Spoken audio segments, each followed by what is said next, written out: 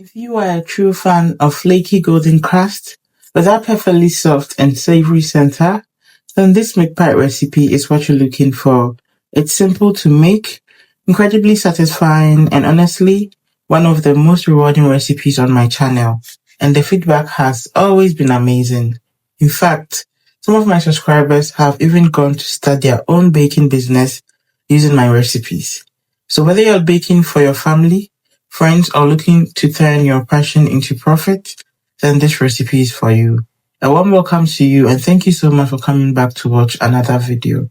My name is Helen, and if this sounds like a kind of vibe, then please sit back, relax, and then let's get baking. Thank you.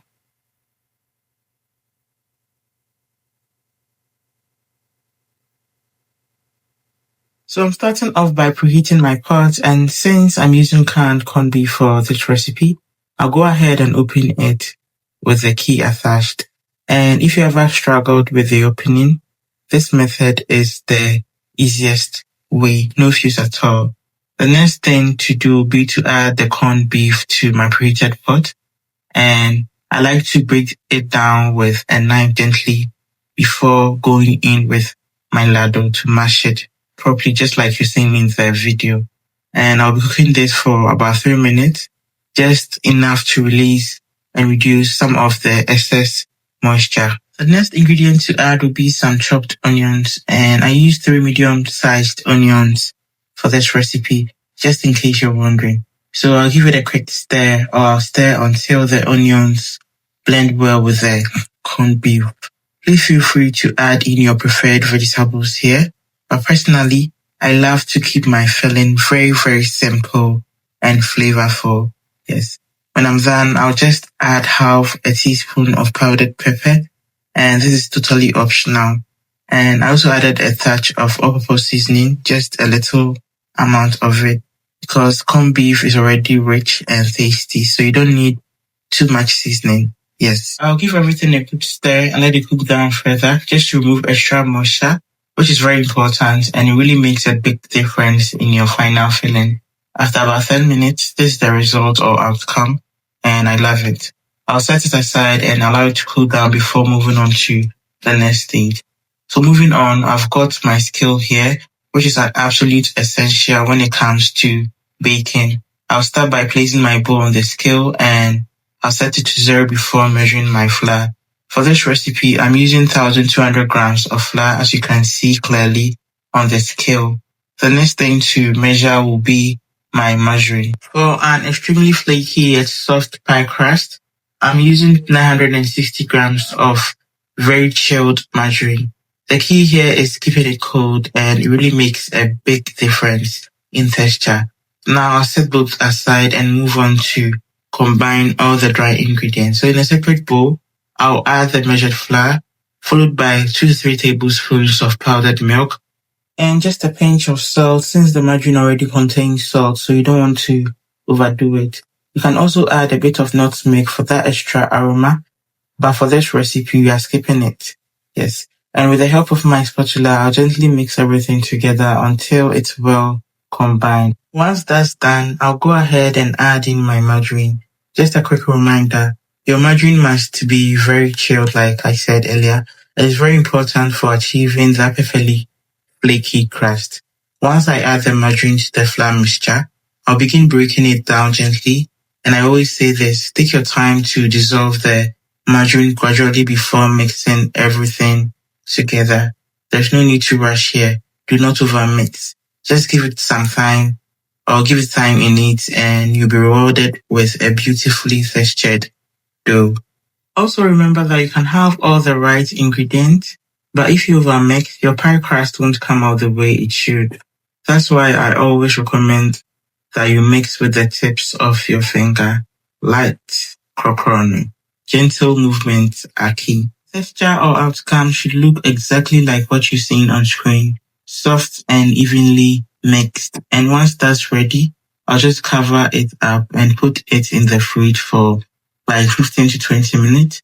And this will help everything firm up nicely before rolling. So it's been 20 minutes and I've got my board ready.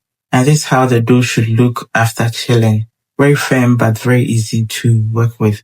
So I'll start off by flouring my surface. Then I'll place the dough on the board and begin rolling.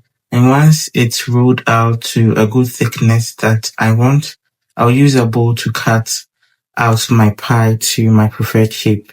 Just feel free to use your preferred pie cutter and you're good to go. After cutting or shaping my dough, I'll gently remove the excess dough and set it aside for later use. Then I'll begin to add the filling. To seal the pies, you can just brush the edges with either water or egg wash, whichever that you prefer. I'm sealing mine today with my thumb. You can as well use a fork. And as you can see, I'm pressing down the edges to secure everything nicely. So once I'm done, I'll set it aside and repeat the same process.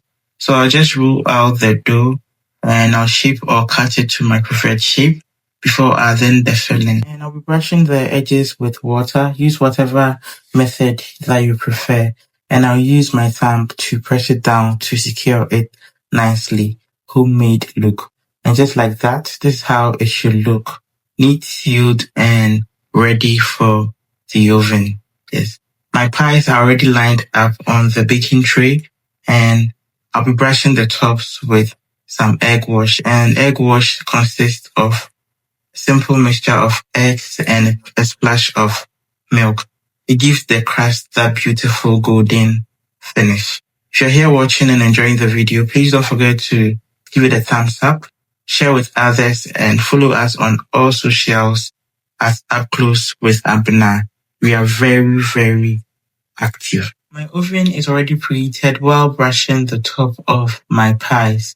And once I'm done, I'll be baking these at 150 degrees. But like I always say, every oven is different. So take your time, study how your oven works, and trust the process.